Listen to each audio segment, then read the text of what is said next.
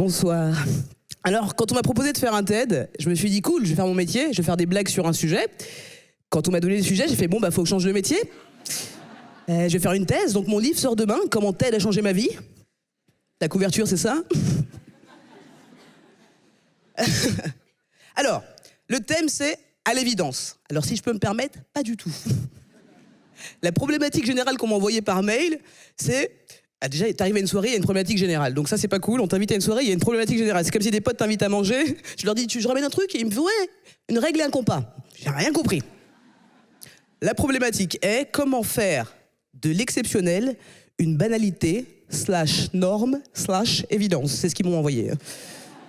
Comment faire de l'exceptionnel une banalité. Tu sais, quand tu répètes, t'es en galère. C'est ça qui m'arrive, là. J'ai l'impression d'être au collège, quand on te donne une copie, on dit, vous avez 4 heures. Et tu dis, mais il me faut toute une vie pour répondre au sujet, là, hein. Donc on va quand même essayer en quelques minutes de répondre à la question. Moi, en général, quand je comprends pas un truc, je tape sur Google « définition ». Définition, évidence. Caractère de ce qui s'impose à l'esprit avec une telle force qu'on n'a besoin d'aucune autre preuve pour en connaître la réalité, la vérité. C'est l'évidence même. Et ce qui est incroyable, c'est que l'évidence n'est pas évidente à atteindre. Qui embrouille qui t'aide, hein? Exemple concret, je sens qu'il y en a qui ne suivent pas. Dans la salle, on a tous des principes. Et pourtant, souvent, on n'est pas en accord avec nous-mêmes. Pourquoi? Je vais vous le dire pourquoi. Parce que l'évidence n'est pas évidente à atteindre. Je vous ai dit, changez de métier, hein, achetez mon livre. Ouais. Pour moi, l'espace-temps, c'est l'écart entre nous et l'évidence. Regardez, la question existentielle qu'on se pose tous depuis la nuit des temps, c'est « Pourquoi sommes-nous là ?» Eh bien, je pense que si on n'a toujours pas la réponse, c'est parce qu'elle est évidente. Quand j'ai dit à mes parents que je voulais être humoriste, pour moi, c'était clair et net. Pas pour eux. Pour atteindre mon évidence, il a fallu dépasser les « Non mais Shirley, c'est pas un métier, et puis il y a très peu d'élus, comment tu vas gagner ta vie ?» Pareil, quand je leur ai dit que j'aimais les femmes, « Non mais Shirley, c'est pas un métier, et puis il y a très peu d'élus. Comment tu vas gagner ta vie ?»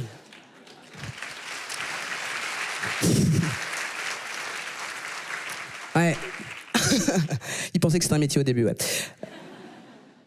Aujourd'hui, je suis humoriste depuis 12 ans et chef d'entreprise depuis 5 ans. Je crois que c'est une des meilleures décisions que j'ai prises dans ma vie et aussi la plus difficile parce que je suis à la fois humoriste et ma propre productrice. Je ne sais pas si vous imaginez la contradiction. Par exemple, là, l'humoriste est très contente de faire un TED, la prod, pas du tout. Comment ça, c'est pas payé?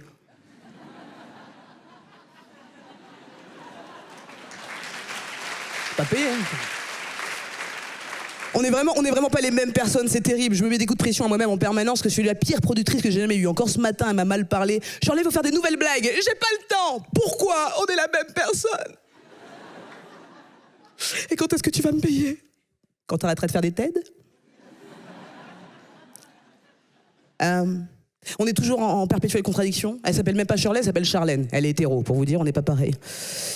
Elle suce des tubs avec ma bouche, c'est un autre TED, oubliez ça. Une autre conférence, on en parlera plus tard. Mais par exemple, l'humoriste, elle a décidé d'arrêter le smartphone pendant 1 an et demi, d'accord? Parce que c'est un outil technologique très pratique, mais fabrication proche de l'esclavagisme. Donc elle en a fait un sketch à la télé, puis elle a arrêté, et la productrice a décidé de reprendre un smartphone. Parce que c'était pas crédible de faire des affaires avec un téléphone de dealer, qu'elle disait. C'est vrai que c'était pas évident. Donc vous imaginez quand même la contradiction, j'ai dû reprendre un téléphone pour aller au bout de mes convictions artistiques. Et ce qui est incroyable, c'est que j'ai monté une entreprise pour être plus libre dans mes choix. En gros, je vous explique. Il y a quelques années, j'étais signé en production et tout allait bien, jusqu'à temps que je me rende compte que mes besoins artistiques seraient limités par les besoins de rendement d'un producteur.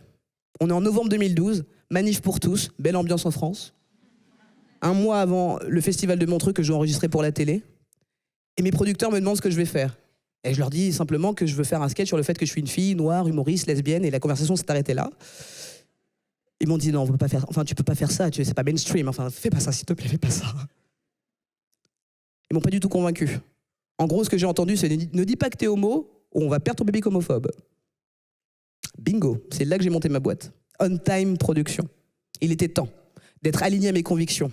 Il n'était pas question de marcher à côté de moi-même. J'avais pas fait ce métier pour être connu, moi. J'avais fait ce métier pour être libre. Libre d'un certain conditionnement, libre de certaines croyances, libre de moi-même. Et c'est vrai que la liberté a un prix, que la productrice paie chaque jour.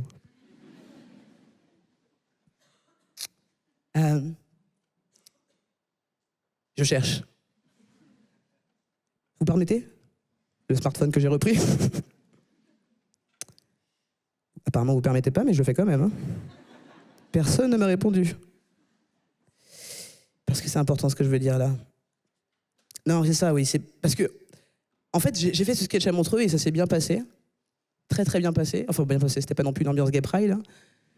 On était clairement sur Montreux, une ambiance neutre. J'ai l'impression de jouer devant un qui-est géant. Plus je faisais des blagues, plus ils tombaient les homophobes. Mais derrière ça, j'ai rencontré des gens plus enrichissants pour moi. D'accord ? Des gens qui m'ont vraiment conforté dans mon sentiment de liberté et mon envie d'engagement, notamment auprès de la communauté LGBT. Et ce que j'ai compris, c'est que l'engagement collectif passe par l'engagement individuel. Et l'engagement individuel n'existe que si l'on écoute ses évidences et non celles des autres. D'ailleurs, une de mes phrases préférées dit « L'extérieur est le reflet de ton intérieur. Alors au mieux est le personnel, au mieux sera l'universel. » Et j'ai jamais eu autant de retours du public que lorsque j'ai fait de l'exceptionnel une banalité. Alors quand on me dit « Shirley, t'as du courage de faire ce que tu fais », je trouve que pas du tout. Pour moi, avoir du courage, c'est faire un truc qu'on n'aime pas. Se lever à 6h du matin pour faire un taf qu'on n'aime pas et regarder TF1 le soir, ça c'est courageux. Dans mon cas, j'appelle pas ça du courage, j'appelle ça de la détermination. Déterminé à atteindre mon évidence. J'ai mis vraiment beaucoup de temps à comprendre que c'était par moi-même qu'il fallait que je dépasse les choses. Et toujours dans mon évidence, vous me suivez toujours ou il faut que je fasse un livre? Bon, j'ai la flemme en même temps d'abattre des arbres pour raconter de la merde. Je préfère le faire à l'oral, c'est mon métier. Je vais donc continuer. Je fais du stand-up depuis 10 ans et c'est une discipline qui existe depuis 10 ans en France d'ailleurs, c'est une jeune discipline. On n'a vraiment pas d'infrastructure pour faire notre travail. Et donc il y a 3 ans, avec On Time Productions, je me suis mis en tête de monter un comedy club, un lieu dans lequel on pourrait s'entraîner chaque jour avec mes collègues. Et donc Charlène, elle a du courage parce qu'elle a bossé pendant 3 ans. Et pendant 3 ans, elle n'arrêtait pas de dire à tout le milieu « Je vais ouvrir un comedy club, je vais ouvrir un comedy club ». Et tout le monde répondait à Shirley « Oui, finis ton joint d'abord, finis ton joint ». Personne ne le voyait, mais moi je le sentais grandir en moi. Et il est né le 5 octobre 2019, le Barbès Comedy Club. Puisqu'il n'existait pas, fallait le créer. Enfin, l'extérieur reflète mon intérieur. Effacer le passé, oublier le futur pour n'être que maintenant. C'est ça le spectacle vivant. Et ce que j'ai compris avec mes études en sciences de l'ingénieur, soit l'évidence pour mon père à l'époque, il fallait que je sois ingénieur, c'est que l'énergie, soit la vie, ne circulait que parce qu'il y avait un plus et un moins, 2 pôles opposés. Donc pour l'énergie circule, il faut qu'il y ait deux pôles opposés, un plus et un moins. C'est pour ça qu'on est toujours en désaccord avec nous-mêmes pour exister. Alors avant d'être noire, avant d'être une femme, avant d'être productrice, humoriste, ou que sais-je encore, je suis pas exceptionnelle, je suis vraiment pas exceptionnelle du tout. Je suis juste vivante. Je suis évidente, et nous le sommes tous. C'est ça ma définition de l'évidence, l'instant présent. Merci beaucoup.